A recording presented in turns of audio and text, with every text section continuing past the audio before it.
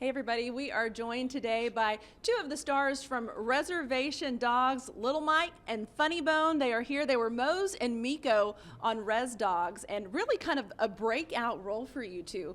Talk a little bit about what the experience was like being part of Reservation Dogs, shot right here in Tulsa.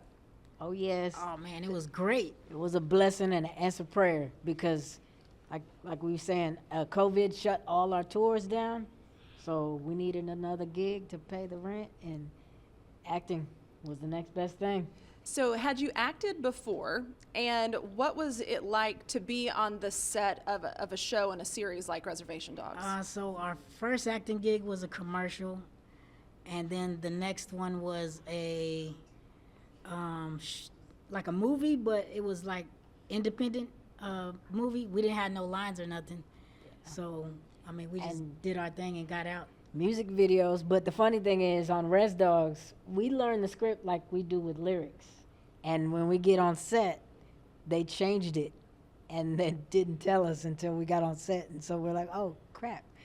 So I would say our real first acting gig was kind of America's Got Talent when they wanted us to do the scenes over and over again, and we were just like, oh my God, I just want to be done with the day. That was so scripted. It was crazy. So you made it to the second round of America's Got Talent, and when you didn't make it further, was it crushing for you? You had no idea what was ahead. That's the funny thing. AGT, Yeah, we didn't want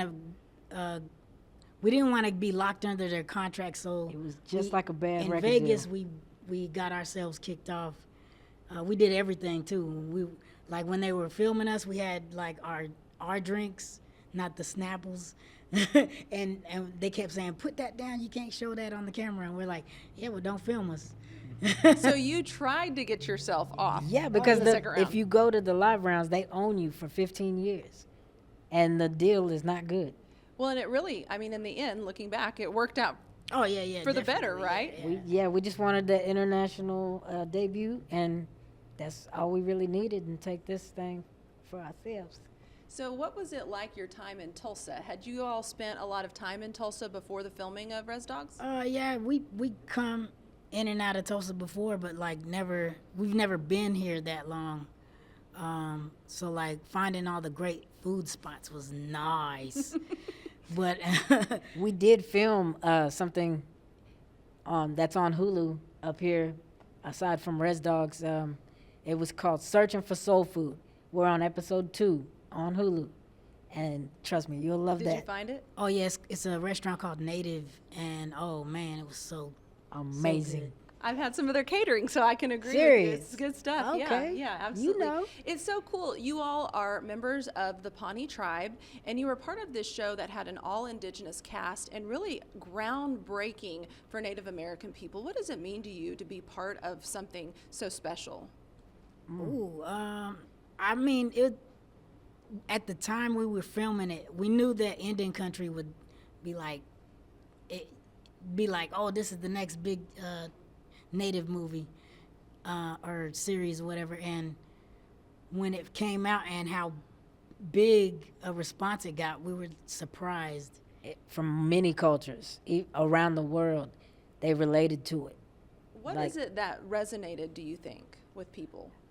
I want to say the characters and just the daily lives of. I think they saw something different. Like so many shows are robotic now. It's just like the same old thing, just recreated in different ways. And I guess like the realness of it. And then on top of that, like hearing natives, you don't expect to see like modern day natives.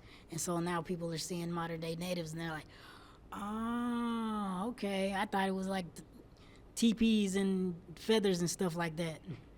So Yeah, and that's something we get criticized on as our accent. But like I said before, we were born and raised in Oklahoma City, in the urban areas. So this is us. This is not an act. Has it always been important to you to showcase your heritage and your tribe and being Native American? Has that been important to highlight it through your career in rapping as well? I mean, we didn't really get into our culture until our late teens. Once we got a taste, we fell in love. I kind of was forced into it in high school. My senior year, I wanted to go out with a performance, and they didn't have a talent show my senior year. So the only thing available was a cultural day event, and they said for me to get into that was to write a song that's ethnical and educational. So I got in the books and on the internet and learned my culture and fell in love, and Rain Dance was born. So, talk a little bit about your musical career in rapping. Did it start right there with your talent show, or were you already doing some rap? Oh then? yeah, we were. So I started in '91, '92, just rapping and dancing. I wanted to be like MC Hammer. I wanted to be like a hip hop Michael Jackson. And then he came in and was hosting my shows and was doing comedy. And then one day he was like, I want to do an album, but I wanted to have a bunch of jokes in the hip hop. And I was like, all right, yeah, do what you got to do. And he came out with a Flesh to Bone, and it was the funniest thing especially the process, because on the album he put outtakes like on a movie. And I was like, yo, you just kept all those outtakes and just put them on the CD. It's super fun to have outtakes. I've been wanting to do that again on the album forever. So tell me about your names. I'm assuming Li'l Mike and FunnyBone, not on your birth certificate. So No. Where did the names come from? So I used to dance like Michael Jackson. So they used to call me Li'l Mike in high school.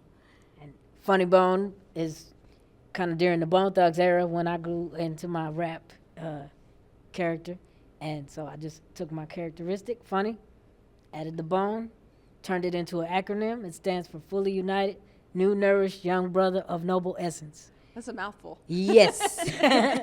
I know it's see, deep. I see why you just shortened it to FunnyBone. Yeah. It's neat because you play rappers on Res Dogs, but you also play twins, which you are not.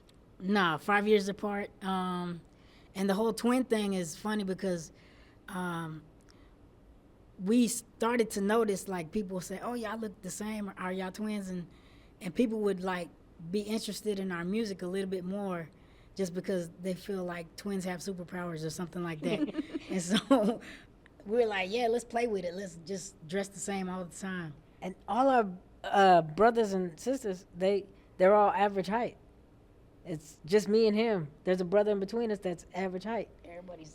And they actually, when he was younger, they tried to make him grow by giving him steroid shots. Hormones and steroids. It didn't work. He just got buffer. Buffer and afraid of needles. Well, I could see that. He got PTSD now. So you all are really try to share an inspiring, positive message through your music. Why is that important to you? Because there's already too much crap out there pushing depression and addiction and violence. So we wanted to be something different and help people with this. Because music is influential and powerful. Words have power. It's too many hip-hop artists that get in this game and try to mimic what's already out there. When if you're not living a certain lifestyle, why rap about it? And so for us, our legacy is going to be what's already on our music, and we don't want to leave a bad legacy. It's like practice what you preach. Right. Amen, girl. Amen. You all have another album coming out early this year, and you go on tour. You brought some of your stuff here today. Just talk about what's ahead for 2024. What can people expect? So new music coming soon. Still auditioning for movies and shows. Acting roles of all kinds. And we got a bunch of new merchandise.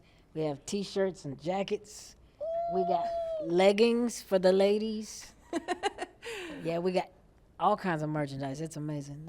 So talk about where people can find you if they want to listen to your music, let get me the show merch. you something. Yeah, MikeBoneMedia.com. That is where you can get the music, free downloads, merchandise, concert updates, everything you need. Wonderful. What's your number one top favorite song that you all have done? Oh, snap. I like one called Coming Up. It's real nice. Okay, my favorite, dang, I want to say Can't Stop Dancing or God's Got This, because we wrote it during a really hard season in our life, and it really, like, we didn't know that writing a song would actually change us like that, so. I got one more question. Who's older? I'm the elder. You're the wiser? I wouldn't say I'm wiser, but I'm the elder. Guys, thank you so much for being here with us. And we'll make sure to link all of this over at newson6.com. But we appreciate your time. And we are so excited to see what you all do next. Hey, thank you for having us, and God bless you. Much love.